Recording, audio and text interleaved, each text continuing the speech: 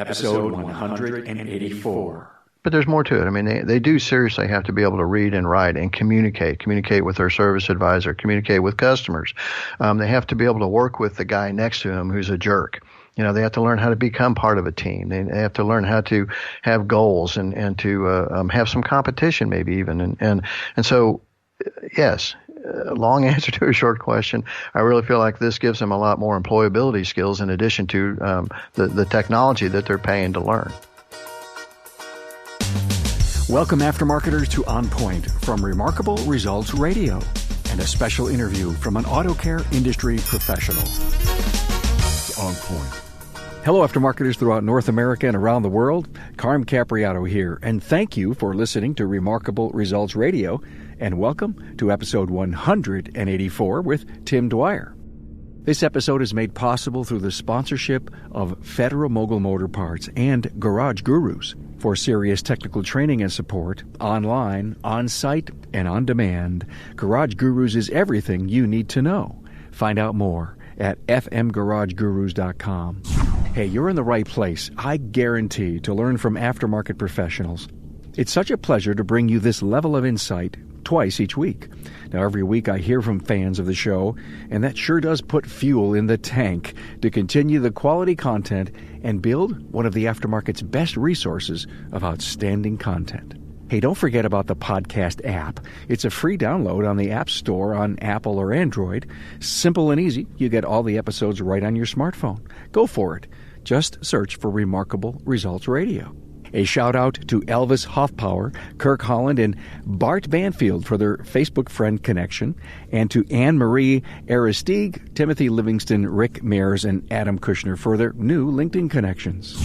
Now meet Tim Dwyer. This is a very in-depth and thought-provoking interview. Tim is an automotive education specialist with ConsuLab and develops and designs teaching aids for automotive technology. Frankly, the episode is not all about the work Tim does for ConsuLab, but it is about his experience as a shop owner, an automotive instructor at the college level that led him to his role with ConsuLab. Oh, by the way, Tim's show notes reside at remarkableresults.biz/E184.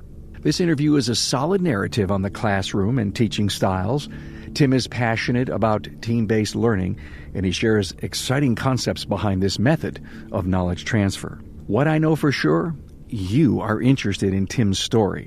I know, based on your emails and just talking to you, that you are poised for an episode like this. You care about our industry and where the future quality techs are being born. Tim brings you an intimate look at his business experience, his transition to college instructor with team-based learning, and to his current career with ConsuLab to help the automotive instructor have the best training aids to really challenge the students, our industry's future. Now, here we go with Tim Dwyer. A warm welcome to Tim Dwyer, education specialist with ConsuLab. Tim, are you ready to go on point? I am ready. How are you doing this morning? You know, thanks so much for the pre-call that we had. I think you were on a beach in Alabama or something? Yeah, life is hard sometimes, but yeah, it was a vacation and we were enjoying ourselves. But somebody's got to do it. I might as well. Great pre-call. I met you at Apex, but you just told me everything that has been going on with you, and I'm so impressed. And I know our listeners are going to really enjoy it because, yes, you're an education specialist, yet you, interestingly enough, came up the hard way as a shop owner. Yeah, it seems like no one, I would say, goes to college to become an automotive instructor. We always kind of migrate there from the industry, and that's good because you need experience, I think, to be able to I guess get in front of and engage students nowadays, or to at least have some credibility. So, and in all honesty, I mean, I never thought I would ever be out of my shop. I mean, I started when I was like 20 years old, and it became a part of me, and almost kind of like defined me, I guess. And to sit here now and to think that I sold it that many years ago just to go teach, it still amazes me. But yes, I kind of worked my way up through wrenching by myself to where I had to take the phone off the hook, lock a door, go for a test drive, to hiring people, to finally building a building and having a pretty decent crew. And then eventually, I guess all along I was always looking for good help. And that's probably where it got me to where we're going to talk about today is in automotive education. I mean, I always kind of felt like I was, I don't want to say, well, I guess I will, held hostage by my employees. Interesting thought. There just wasn't a long line of technicians outside, not necessarily my door, but anybody's door, looking to come to work in a shop. And so, I would hire the guy that would, float by every once in a while and, maybe grace our doorstep with an application. And he would either stay for a while or not. But it just didn't seem to have the longevity. So I got involved with the high school, and then we started putting together an internship program where we were kind of cultivating our own. We were going to grow our own. And a lot of that had to do with, developing their attitudes and stuff too. As you're growing your business, though, did you ever have that sense or feel that there's something else I want to do? I mean, I kind of knew that I probably didn't want to turn a wrench forever. I liked it. I found it very interesting. But then I kind of, I guess, migrated to talking to customers and things like that. I tried a little bit of everything in a business. And a wise mentor of mine said, at one time that you really need to find the spot that, that is your spot and stick with it. And I wasn't ever the fastest wrench turner, so to speak. I feel like I was probably the most honest and I was very thorough, but I just wasn't the money making kind of guy. I started hiring people that did that for me, and then I could get up and start talking to customers. And I think that's where I really enjoyed. I moved into my office and started doing bookkeeping, and that was boring and whatever because I wanted some control of the business. But in reality, in front of the customer was where I needed to be. So. What's so interesting? We did an interview with Jennifer Maher from TechForce, and she said that not everybody was put on this earth to do what other people think they should do. For example, right. There are people that should dance, and there are people that should do art and debate and sell, but it seems like moms and dads say, hey, you're good at this, you should be a lawyer, or you talk really well, you should be a lawyer. And the point I'm making is that you were sensing and feeling that you weren't necessarily built to do some of the things that an entrepreneur should have to do for their business. Well, and I would find that even when we were trying to groom our own, technicians at a high school level. A lot of the students there were being pushed in a direction that I'm not sure that they wanted to go either. Their parents perhaps wanted them to go to college to do something other than work with their hands, even though that's what they really enjoy doing. That's what they were good at. That's where maybe their latent passion was, yeah. But they hadn't really kind of developed it yet. So I feel like, the guidance counselors, the system kind of has a tendency, I think, of maybe not offering the technical trades like they should. And so, we wind up forcing square pegs and round holes. Students move on to a class, a college that maybe they didn't want to do, that their parents wanted them to do, or maybe they even thought that they wanted to try it. And they struggle, they maybe don't comprehend it, and they start kind of layering that on with maybe some failures they had in high school, and they just kind of decide maybe they just can't learn, they're not good students, or they're not, that this is it for them. When I think if they maybe had been, I guess if some passion had been instilled in them earlier in an age, that they might have taken a different path and actually develop better. So you said to me in our pre-call, there are 2 times you sell your business. You said, and I've heard this before, and I hadn't heard it. I haven't heard it in a while. You said you sell it when you want to or when you have to. What was it for you? Well, it was want to, even though I wasn't really convinced that I wanted to at the time, meaning I didn't keep the business. I mean, it's still running today. I've sold it probably 14 years ago or so, and it's still continuing on. It's not like I had to get out of it. It's just, I think I was at this stage where, like you said, what do you want to do with your life? I wrenched. I learned how to run the business. I did, customer service, and then eventually got pretty involved in the high school with that internship program, and really got interested in education. And as we moved from high school to putting together a program out at Oklahoma State University for independent shops, I kind of wondered who we were going to get to teach it. my boss, my future boss at the time, I didn't know he was going to be my boss, said that we'll probably go into industry and get someone who thinks that running a shop is a younger man's job. And man, it just kind of hit me. I thought, well, maybe that's me. Maybe I'm at that stage. And so when I threw my hat in the ring to teach, thinking, boy, I understand content. There's no reason why I couldn't teach. And that's another story we'll talk about. It's a lot harder to teach than I ever thought it would be. But I threw my hat in the ring, and then they took it. And then at that point in time, I think I did want to sell the shop. And so it was a better deal. There were some people that were interested in buying it. It just it's a meant to be thing. And so sold the business and moved on to go teach. So you know how to tech, you know about technology and vehicles, running a business. Is it easy to make a leap to teach? It's not just a job change. It's a career change. I mean, it's a whole different way of thinking. I always kind of joked also that I was either, after having my own business for 25 years, I was either going to be a really good employee or a really bad employee. I mean, I was going to be good because I understood what good employees look like, and I knew what I wanted out of my employees, et cetera. But could be a bad employee because I haven't been told what to do for such a long time. And so going to work for a college was a little different. So I know you're working for ConsuLab right now, but are you a person who is unemployable? I think I was a good employee for OSU. I think I kept my focus on the students, and I tried my best to provide a learning environment for them. And at the beginning, I think there was a little bit of, I'm still a shop owner. I have these expectations. I want students here on time and prepared. And it was a little rude awakening that they have different work ethics than I do. It might be a generational thing. It might be whatever. But I kind of butted heads for the first few years and wasn't sure that really maybe that I had made the wrong or the right choice and to go teaching, because I didn't feel like I was effective. I felt like I was putting together a lot of curriculum, a lot of presentations, a lot of planning and lab sheets and things like that, and the students weren't just engaged. They were there, and I felt like I was kind of failing. So I really did wonder. I'm talking with Mike Zralik, a technical product specialist with Federal Mogul Motor Parts. Mike, are you an extension of the technical support center we all know as Garage Guru? Most definitely.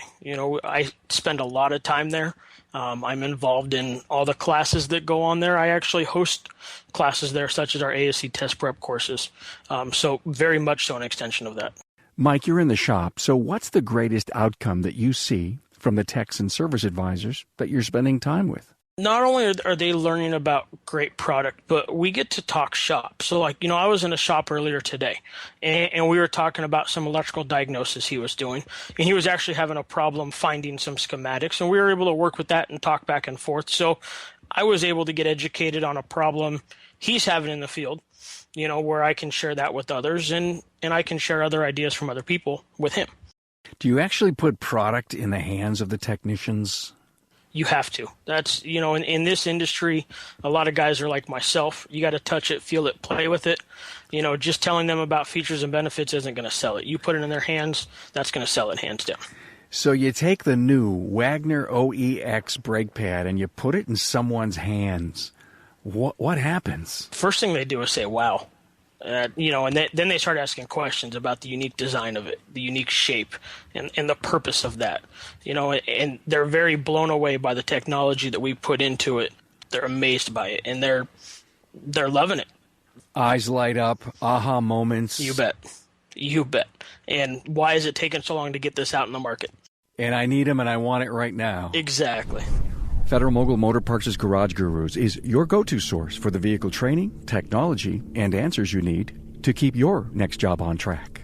On-site, online, or on demand, the Gurus are here to help keep your business and your career on the road to success. Visit fmgarageguru.com. The big move for you was the team-based learning concept. Yeah, it's a matter of probably, I don't know, I'll say I whined long enough to the right people about the problems I was having with my students. They weren't coming prepared. They didn't like lecture, and I'm not really even sure that they learned from lecture. They don't like reading, and there's kind of two paths on that. Some of them struggle with reading. They just physically didn't get the basics, and they have a hard time reading, and that I wasn't expecting at all. I thought at college, I mean, I understand that some people have strong and weak suits, but I had a lot of students that came in that physically just don't understand sentence structure, and I can tell by how they write that they're having trouble reading. So how are we going to put them onto service information with any kind of accuracy?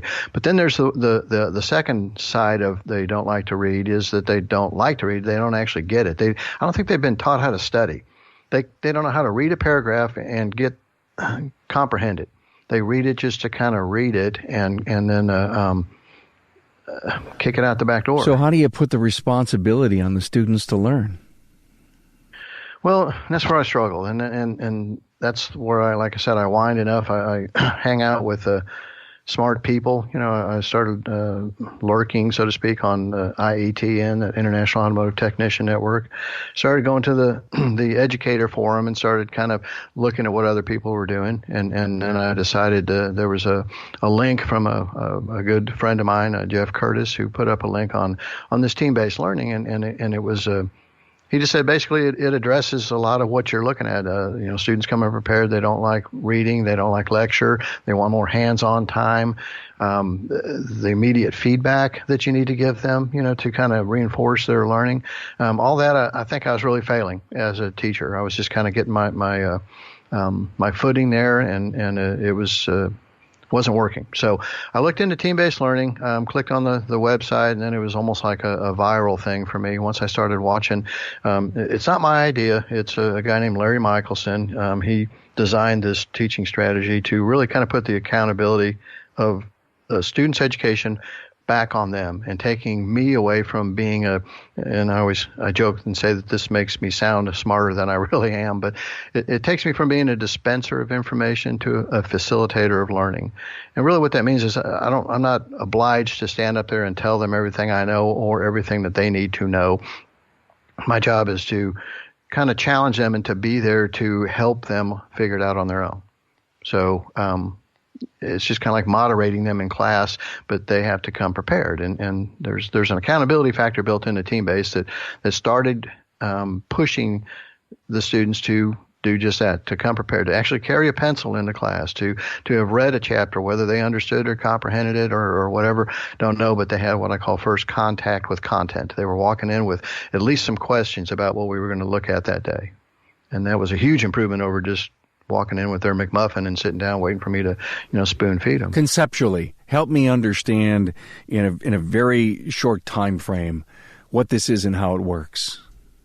It's anti-lecture. Let's just start off with that. I mean, the idea is that unless your presentation skills are above par and you can captivate your classroom audience and really be just a stellar presenter, don't kid yourself. Your students are probably not learning from your lectures. So, and they will admit that they don't like lectures. So we need to find some other way of kind of studying. Okay. And it kind of goes back to what I said. They I don't think they really learned how to study effectively in maybe junior high and high school. So, Team-based has a process at the very beginning that's called a readiness assessment process, and it's a matter of kind of getting the discussion going in the classroom. So when I started doing team-based learning, I was kind of I like the idea that it was totally different than perhaps anybody had ever tried before or seen before in their high school and possibly college. And there was an element of surprise that worked really well when I just kind of rolled it out the second or third day of having these students for a 2-year period.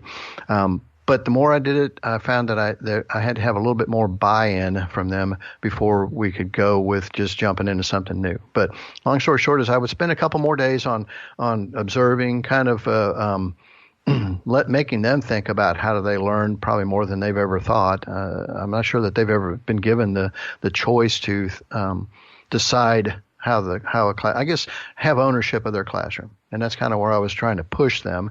And then about the third day, once I kind of had a pretty good picture of, who's the strong automotive technical guys, who are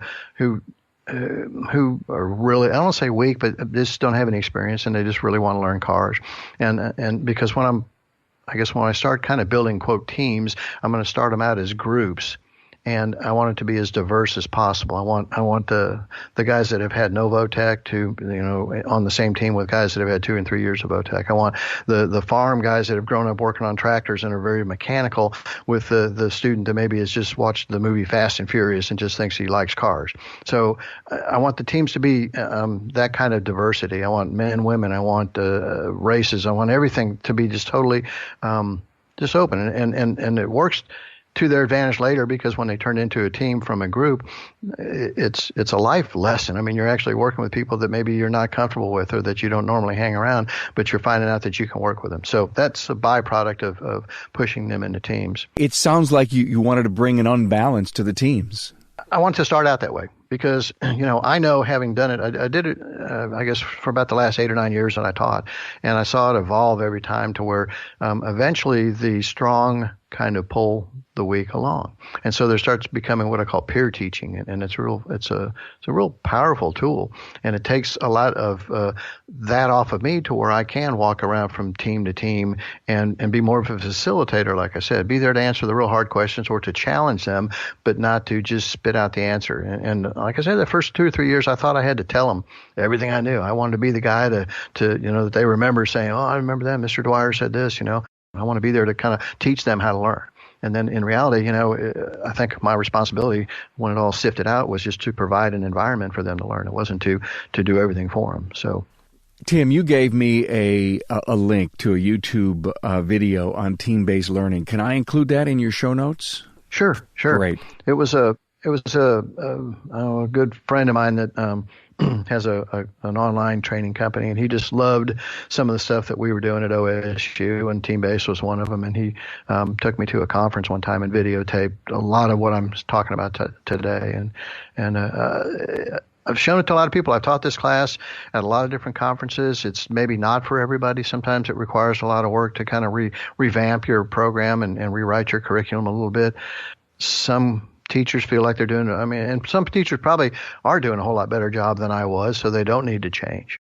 I think kind of where this hits home is maybe like it did for me. I'd done other things for my whole life, and so I came into education late. I didn't have any habits at all. I didn't probably know any better, and I was willing to try anything. Sometimes I've talked to teachers that have been teaching for 20, 30 years, and they don't see the benefit of team-based learning because I think they've found their own groove and it works well for them too. But having said that, I think I specialize in probably coming alongside new instructors and showing them that there's different ways to dispense information and to make to engage the students. And so really team-based, it's a matter of having them come in prepared. It kind of dovetails with another concept called flipping the classroom, and we can talk about that later. But it's a matter of giving the students an assignment, let's say a homework assignment, whether it's a chapter, a YouTube clip, an article from a magazine, doesn't really matter. And then the next morning, that's where we're going to go, and that's the discussion topic that we're going to dwell on the next day. They walk in 8 o'clock in the morning. Normally it would be we're going to talk about it, we're going to sit down and have a lecture, we're going to try and do some reinforcement, do some type of a lab, and then test them on it. This is kind of the opposite. They walk in at 8 and they get a test right off the bat. They have a written test. It's usually short, 10, 15, 20 questions, multiple choice. And the level of these questions is more, let's say, table of content level than the index level. It's kind of stuff that they should be able to skim out of a chapter. If I have them read chapter 1, it's the kind of content that they should have got if they just kind of read it and maybe did comprehend it, but at least remember these terms or whatever and want to know more about it. So they come in, they take a test. It's an individual test. They write their answers on a Scantron form, which is those little fill in the bubble forms that we've all had to take, forever, a little number 2 pencil. And they also kind of keep the sheet that the test has the questions on, and they mark their answers on it too. And what's kind of unique, and I'll give you a side note on this too, is I present each question twice. And so the students read the question, and they have 2 chances to answer the question, the same question. And at first it kind of threw them off. They're like, why is this question here twice? And I said, well, haven't you ever taken a multiple choice question and got it down from 4 to 2 and not be really sure which of the 2 it is? Well, this way you can kind of split your answers and kind of game the system and get some points and not lose them all. and it's what Larry Michelson calls, partial credit for partial knowledge. And so they can, if they know the answer is A, then mark both of them A. If they're torn between A and C, then mark one A and mark one C. And then when it gets graded, they usually get some points for it. And so now they start kind of seeing that, grades are kind of fun. They're not necessarily a benchmark that they're shooting for. They're not critical. It's a tool to learn, not necessarily an assessment. And I always say testing is learning. It's not assessment. The students' reaction to that kind of testing, was it positive to them? Yes, and you run into things like ADD, and sometimes some of the students it kind of bothered them at first to have it down twice. It kind of confused them. But I have to be honest with you. You have to get their trust. That's where I say you have to get their buy-in that I'm doing this for their benefit. I want them to learn, and if they kind of open their mind and let it go for a little bit, watch what happens. And it's kind of like breaking some old habits too. And I could watch the statistics and see who splits their answers and see who's really benefiting from it. As we got deeper into the program, my goal was to have them come prepared. And so as we got deeper into the program, I would see less split answers, which tells me that they're actually preparing before they come to class. So, I'm happy about that. I'll say, so they take that test, and it's kind of fun because when they're finished, part of when I was, before I learned how to do this, I would have these tests, and I would give them, and they'd sit on my desk, and it might be a week or two before I graded them. And in all reality, that content is gone. They don't really know what they got right or wrong. So what did they learn from that? So the immediate feedback part of my old teaching process was addressed in team-based learning by the next step that we're going to do here, which is grade that individual test immediately.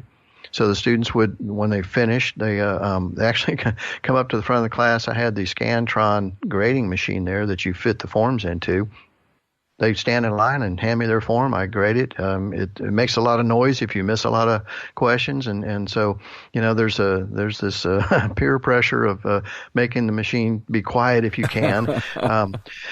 But and then there's the privacy things about sharing grades. I didn't ever show anybody else's grade. They can share it if they want. But so they'd walk up, hand me the Scantron. I'd grade it. I would hold the corner of it and show them the score, but I'd keep the Scantron form.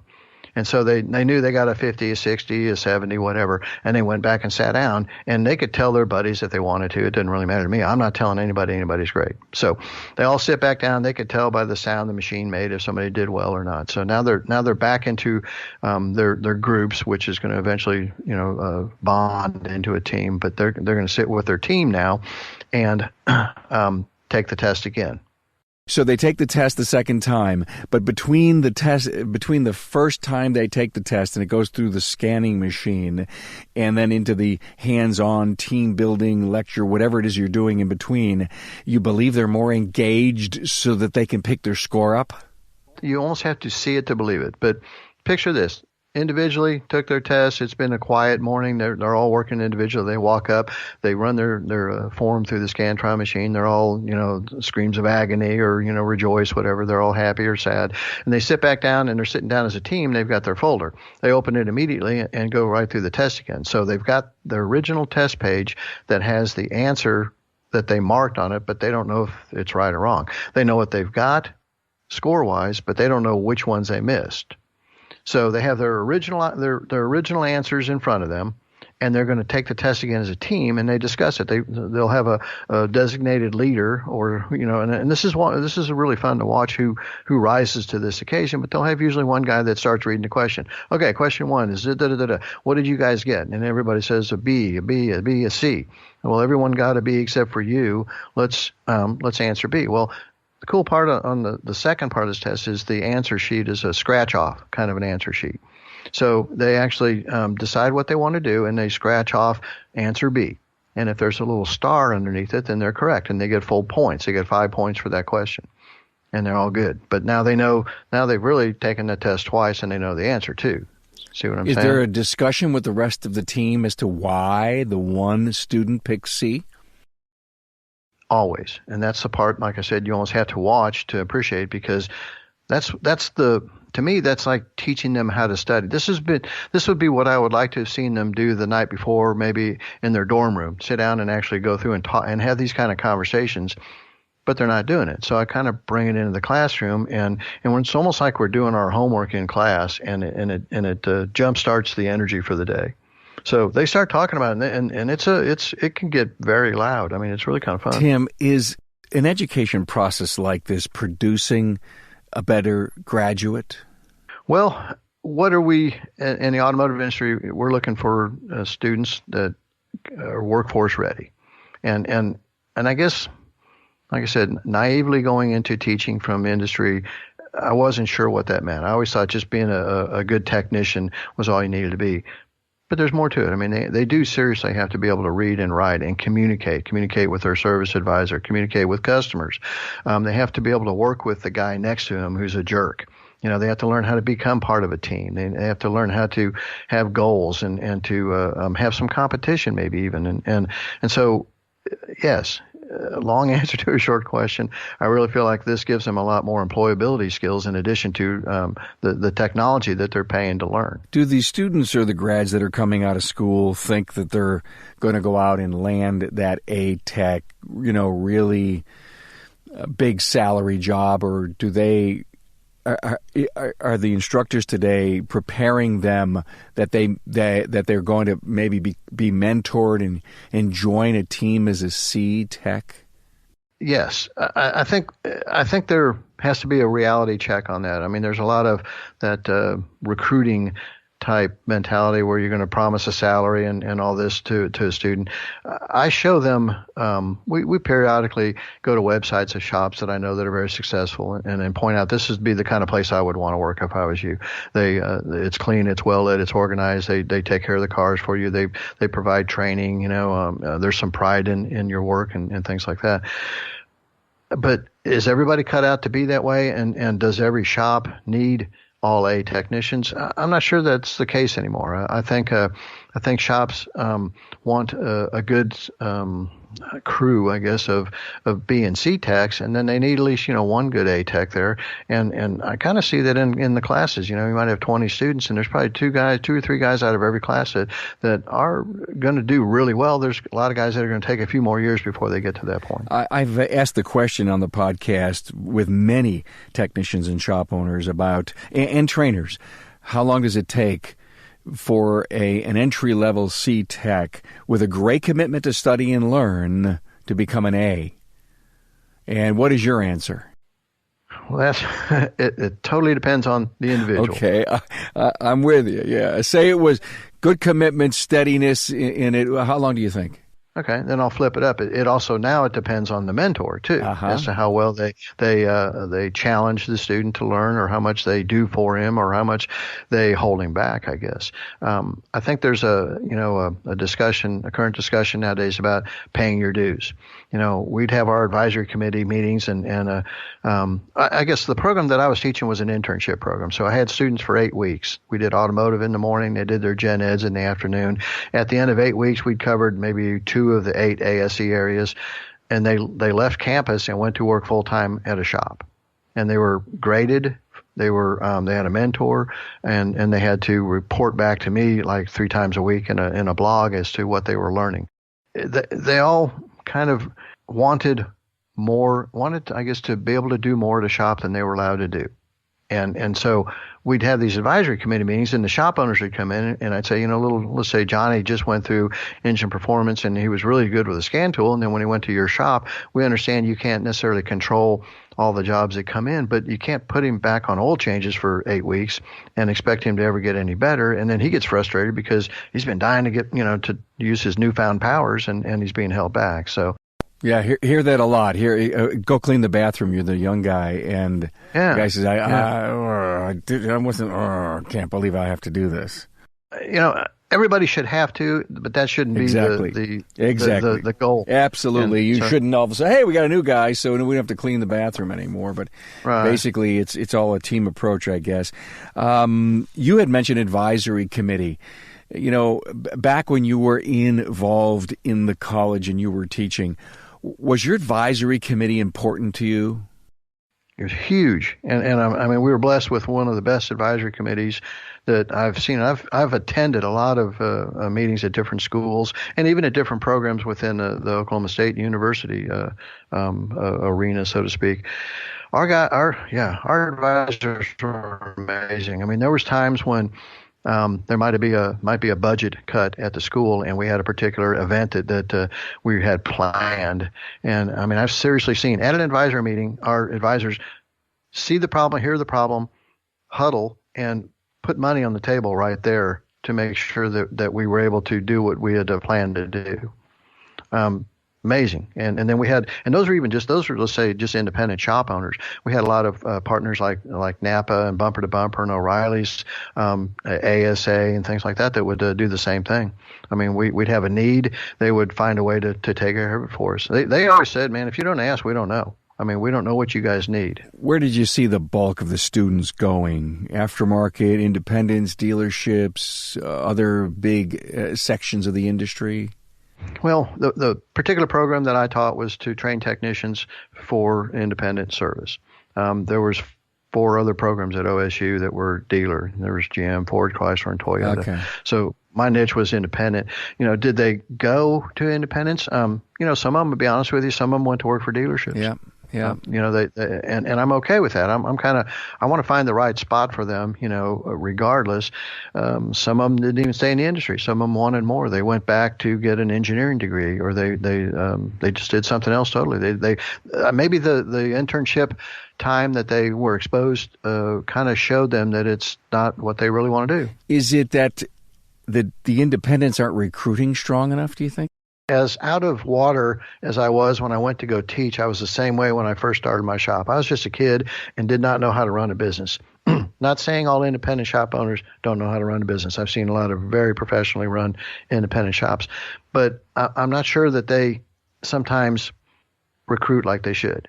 And recruiting involves being involved in an advisory meeting. You cannot walk into a college, you know, and you're at the beginning of your busy season and say, man, I need a student, when you weren't there for any committee meetings up until that point. You haven't supported the program. You can't go in there and try and cherry pick, because those guys are usually already working somewhere too. Hey, thanks for that advice. You had mentioned earlier flipping the classroom. Well, another, you know, not my idea, but it's, you know, I can't afford to go to a conference and to go to take training for myself and not take it back and implement it. And really not everything that I would learn at a conference was, you know, usable in my program, but the team-based learning definitely was, and flipping kind of came out afterwards, and it just really dovetails nicely into team-based. And the idea is just generally that what was done in the classroom is now done at home. What's done at home is now done in the classroom. And all that really means is that instead of, I'll use an example. Let's say you were in a high school algebra class, and the teacher starts putting these big formulas up on the board, and you're kind of overwhelmed. She gives you 10 problems to work on in the class. You're struggling. You're seeing everybody else around you do okay. Maybe some guys are struggling.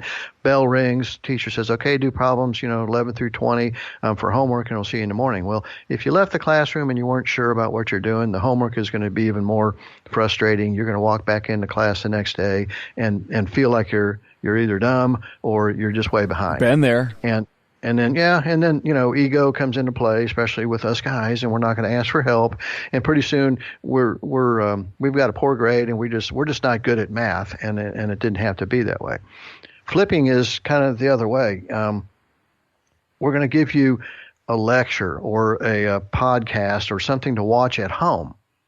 And you have the ability of stopping it, rewinding it, listening to it again if something didn't sound right, taking notes, maybe and saving it to go back to and refer to again. But then you come into class and do the homework. So it's like you're hearing the lecture at home instead of in school, and you're doing the homework at school where the teacher is there to help you. And it's back to that facilitating learning. You come in, you've got those 11 problems or 10 problems that your teacher assigned. You're now doing them in a room with the teacher, and they can walk around and help you if you need it. So, works real well. I love the concept. Now, let's take us into ConsuLab, what you're currently doing. this is maybe arrogant, but I think that they took notice of me because I was trying different things and had a passion for engaging students. And our equipment, ConsuLab designs and manufactures training equipment to help teach automotive. And what they want me to do is to help design, and I'll say curriculum, but I kind of call it support material that goes along with our training equipment to make it easier for a teacher to be able to use the stuff to its potential.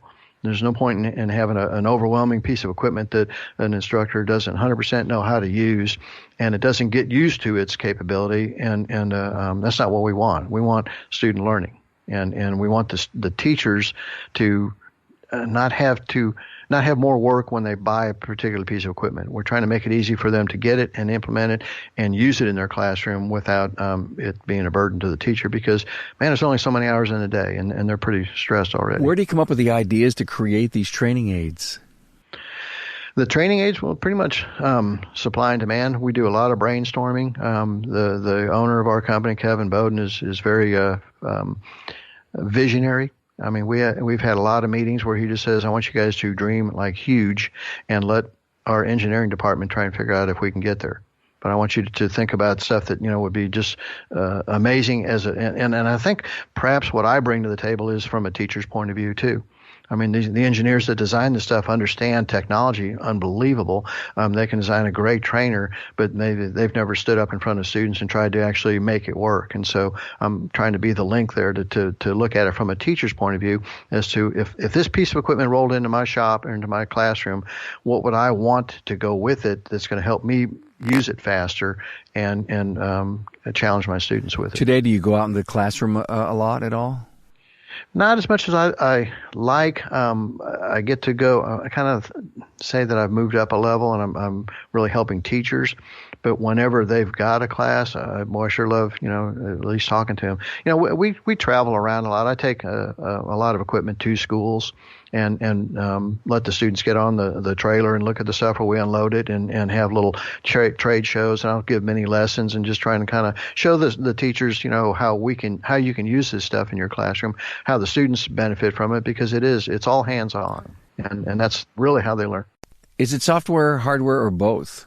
A little bit of both, but mostly hardware. I mean, we have complete engines that start and run on a stand that function normally, have a fuel system, an exhaust, evaporative emission system, have transmissions and everything. And then they can be, say, bugged. They have a fault box on them. So, once the students kind of learn how a normal engine is supposed to sound and run and where all the sensors are and how to test them, then we can actually go in and actually cause a fault. It could be a crank no start, or a miss when it's running, or just a check engine light and no real visible sign of performance. And it has a DLC, just like a car, where they can scan tool the data. There's a breakout box where they can take measurements, and it works really pretty good, all the way down to just basic electrical trainers, air conditioner trainers, brake trainers. Every area of ASE, we've got something that definitely helps the students get that aha moment. Tim, where are you seeing the new instructors at college coming from? Are they coming from the ranks of technicians and shop owners?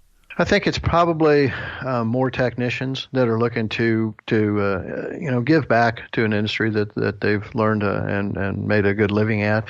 Some shop owners, I mean, there's a lot of we call it graying out of the market. A lot of shop owners are around my age, and they probably ask themselves the same question: when should I sell or what's my exit strategy? And what am I going to do when I quote retire?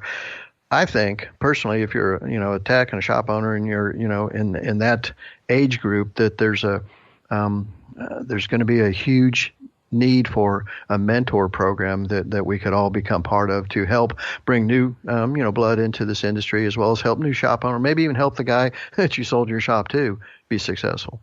But I'd hate to see all of this experience move out of the industry and just go to the lake and go fishing and leave everybody to fend for themselves, when we could be there we could create a network that really helps, this transition, because there was a window in there. There was a period of time where we didn't bring enough new people into this industry. So there's a group of, 45 to 60 that are pretty strong. Then there's a little pocket in there, and now we're starting to get some new blood in there. But there's going to be a real lull in the action there that we need to kind of cover, I think. The technician shortage, talked about all the time. When you're talking to instructors that you know because you're selling them, working with them on your training aids, are they letting you know the quality of freshmen that are coming into these college programs? And my question is really related to what's the ranks look like that are going to be coming up in the future? That probably varies from town to town, school to school. I think, I would take a snapshot of, let's say, the 20 students that maybe came to our program at OSU. And, I said this earlier, there's probably 2 or 3 that I see really excelling. I see probably 10 of them that are going to do really well. It's going to probably take them a little bit longer. And then, probably 5 of them that are going to move on to something else totally. I carry a deck of cards with me, and whenever I'm going and doing a presentation, I talk about this is how I kind of feel like on the first day of school, and I'll grab somebody in the front row and I'll deal them 5 cards, and I'll deal myself 5, and I say, so well, what do you have? And they'll say, well, not much of anything. I say, well, I'd say it, but that's how I feel the first day of school. I mean, I'm expecting all these aces, and I'm getting 2s and 3s and a 10 and a jack and a queen, and my hand isn't really all that good, but it's a hand you're dealt, and you have to kind of learn how to mold them. Almost back to team base. That's where I think that really helps, because the teams kind of pull themselves along. They'll have the strong start pulling the weak along. There'll be peer instruction. There'll be there's a better chance of them all becoming good technicians under that type of a strategy or teaching strategy than I think just kind of leaving them on their own. So how do we fix that? I don't know. I mean, I've whined about the fact that we needed shop class back in junior high. We need to start doing wood and metal working again. Art classes, I agree with you on that. Anything that's creative, because that has a tendency to be where we get some of our best technicians from. But if we're not cultivating that early in life, and we're not showing them an application, then we're missing the boat, and we're gonna get what we get. We're gonna have shops that are gonna be empty, and I'd say it, and people might be walking, I have learned so much. I've been riveted to my seat listening to all your great wisdom, all your great ideas, the concepts that you're working with, and anything that that you want to say before we end.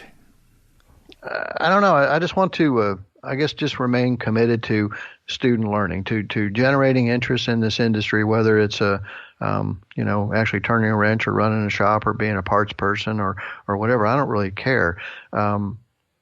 But I've also been turning my head and looking the other way and thinking about things like autonomous automobiles and what's the industry going to look like in 5 years from now. And it's a tough sell. It's hard to train technicians for an industry that I can't visualize what it's going to look like. So I think we have to back up and go to what I was saying earlier. It's not a matter of teaching them everything we know or whatever. We just have to teach them how to learn.